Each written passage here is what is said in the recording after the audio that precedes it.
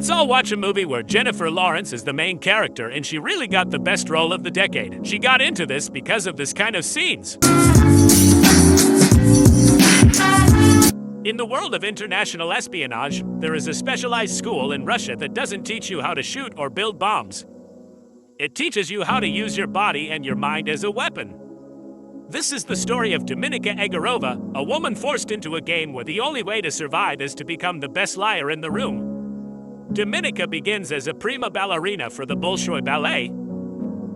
She is the breadwinner for her chronically ill mother, but her life shatters in a single night when her leg is broken in a horrific onstage accident. With her career over and her apartment and medical care at risk, her uncle Vanya, a high-ranking intelligence officer, steps in with a favor. He asks her to help the state by luring a corrupt businessman to a hotel. Dominika thinks she's just a distraction, but she watches in horror as a Russian assassin murders the man right in front of her. Now, she is a witness to a state execution. Her uncle gives her a terrifying ultimatum: be eliminated to keep the secret, or join the Sparrow program. Dominika is sent to State School 4, a brutal facility led by a woman known as the matron. Here, students are stripped of their dignity. They are taught that their bodies belong to the state. The training is psychological and sexual. They are forced to identify the missing piece in any target, the loneliness, the greed, or the ego, and use it to manipulate them. Dominika is the most defiant student the matron has ever seen, but she is also the smartest.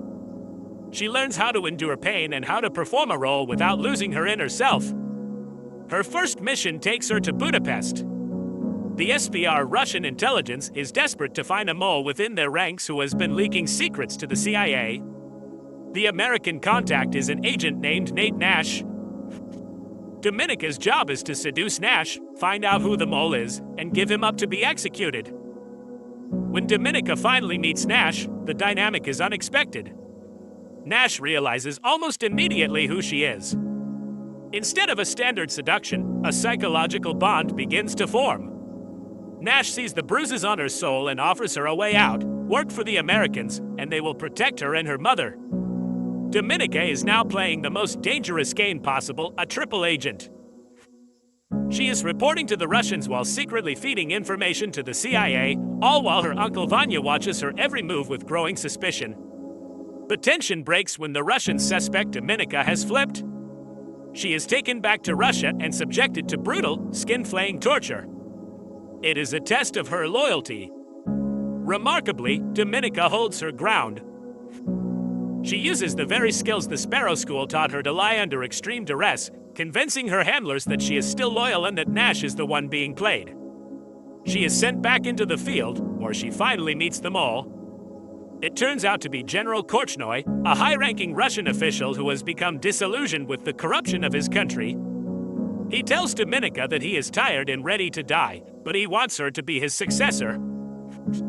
He asks her to turn him in so she can be promoted to the highest levels of Russian intelligence, where she can continue to leak secrets to the Americans and truly change things. But Dominika has a plan of her own, one that involves a final, massive double-cross.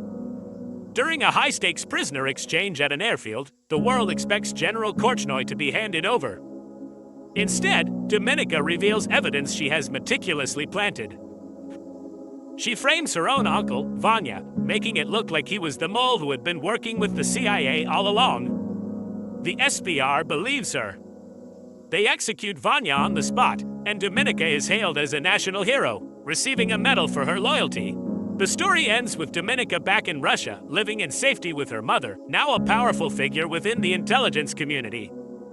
One night, her phone rings, a silent call from Nate Nash.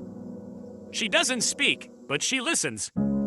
She has survived the transition from a victim to a master of the game, proving that in a world of lies, the person who hides their heart the best is the one who wins.